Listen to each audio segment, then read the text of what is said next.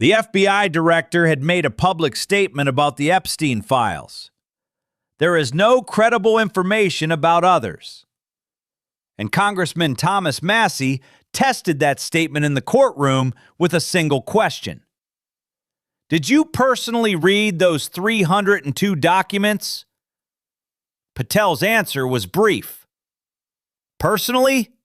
I don't know. But the FBI read it. At that moment, it was the turning point of the trial. Because Massie immediately continued, then how can you sit there and say there is no name? Then how can you sit there and say there's no name? Massie had not come to this hearing empty-handed. He had a specific category of documents in hand. FD 302s. The FBI's own witness interview records. Documents in which FBI agents systematically wrote down what the witnesses said while sitting across from them. And Massie alleged that at least 20 men were named in these documents. Documents produced from the statements given directly by the victims to the FBI. Patel admitted that these exist, but he also admitted that he hadn't read them himself. And after that admission, the trial took on a completely different dimension. Subscribe and turn on notifications. We analyze these types of hearings step by step from start to finish, because the most critical moment doesn't always reflect in the headline. Massie had mentioned a name in his opening statement, Jess Staley, former CEO of Barclays Bank. This name was not chosen randomly. According to Massie, this name came from the statements given by victims cooperating with the FBI in the investigation conducted in the Southern District of New York in 2019. Specifically, the FD 302 documents. And Massie knew that these documents were in the hands of the FBI. It wasn't just Staley. Massie spoke of at least 20 men, a Hollywood producer, a prince, a name from the music world, a banker, at least 6 billionaires, a Canadian billionaire, the owner of a car company, a rock star, a magician. He didn't know all these names, but the FBI knew. And this is what he asked in the hearing. If names are mentioned in these documents, why was no investigation initiated? Patel replied, 2 different prosecutors' offices had reviewed this material during 3 different administrations, and they had not found any reliable evidence to initiate charges. There is a noteworthy detail here. Patel did not say the victims are lying. He didn't say the documents were fake. He said the reliability threshold was not met. And he conveyed this decision not on his own behalf, but on behalf of previous prosecutorial offices. Massie noticed this distinction and took one more step. Massie narrowed the question. Did you personally read these 302 documents, the documents that contain the names of the individuals identified by the victims? Patel replied, personally, I don't know, but the FBI read it. And that sentence changed the course of the trial, because Patel had repeatedly stated in public there is no credible information pointing to others in the Epstein files. But now he was admitting that he had not personally read the documents that were the source of that information. Massie immediately continued. So how can you sit there and say there are no names in front of the Senate? Patel replied, the FBI does not release information in this name category. The Bureau does not share information with the public that it does not find credible. And multiple authorities have reviewed all the available material. But Massie's question went unanswered, because the question was about what Patel personally knew, not what the FBI had published. Patel used a word, incredible. In English, incredible. In legal and investigative terminology, this word means something very specific. Information that has not reached the threshold of reliability, insufficient for prosecution. Patel wasn't saying the victims were lying. He was saying that the legal authorities had evaluated those statements and found them insufficient. This is a defensible position. It is not possible for the FBI to initiate an investigation based on every witness statement. In the functioning of the institution, a reliability assessment is inevitable. But Massie was stopping right there. But the critical point was this.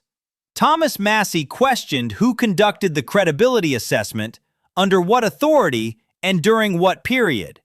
Whether it was solely within the limited search warrants of the Southern District of Florida, or if it included the 302 documents produced in the 2019 Southern District of New York investigation, arguing that Kash Patel's framework broke down at a certain point, and he was ready to make that break visible through Patel's own statements. Patel started to respond. FBI does not release names. The Bureau does not share information with the public that it does not find reliable. Massie interrupted. I gave a name today. 4 words, silently, but definitely. Massie had named Jess Staley in his opening statement, and that name came from the FBI's own 302 documents. So Massie had named a name based on the information in the FBI's files. And Patel had not denied the existence of those documents. And at that point, the situation took a different turn. Patel wasn't saying, no names. He was saying, we won't publish these names. These two statements were very different from each other. And Massie's interruption made this difference visible in the courtroom. Patel continued to respond. The Bureau does not publish information that does not meet its reliability threshold. Multiple authorities have reviewed the existing material. There is not enough evidence for prosecution. But that cut remained in the record. Massie changed the subject, but he didn't lose his line. Attorney General Bondi had held an event at the White House. Folders related to the Epstein files had been presented to social media influencers. Massie asked Patel if he was present at that event. Yes, I was there. And then he posed the question. If you are willing to meet with social media influencers who would benefit from the dramatic aspects of this case, would you also meet with the victims? Patel replied, the FBI talks to anyone with new information. Massie interrupted. So would you personally meet with them? Patel. The FBI and the professionals handling the cases will meet. This distinction emerged for the second time in this hearing. First, the FBI read the 302 documents. Patel did not read them personally. Second, the FBI will meet with the victims. Patel will not meet with them in person. In both responses, the same line was drawn. The distance between Patel and the institution. The distance between Patel and himself. This is not an accusation, but an observable pattern, and Massie recorded it. What was achieved in this hearing? Massie didn't extract a confession. Patel did not retract a position. No documents have surfaced. But certain things were recorded. The 302 documents are in the hands of the FBI. Patel did not read these documents in person.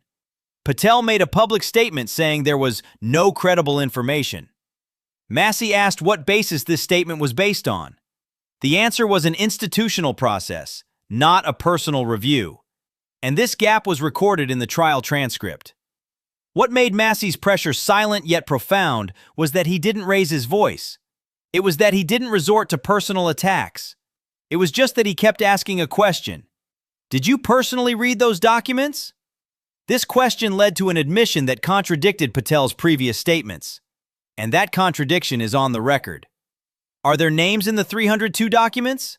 Patel did not deny it. When the 4 questions and the given answers are put together, the picture Thomas Massie wants to create becomes clear. There was no investigation into the names. It was said that the decision came from previous prosecutors' offices. It remains unclear whether the documents on which this decision was based were actually read. This is not an indictment, but a record of an unanswered question.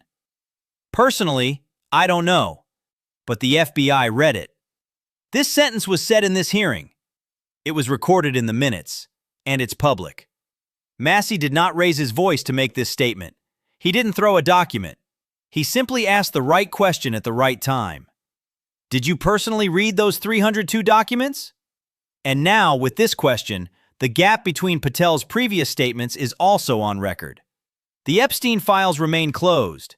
The fate of the names in the 302 documents is uncertain. It is unanswered whether the victims will meet with the FBI director in person. The answers to these questions were not given in this hearing, but the questions themselves are now in the minutes.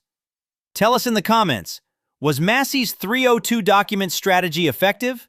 Was Patel's institutional framework a sufficient response?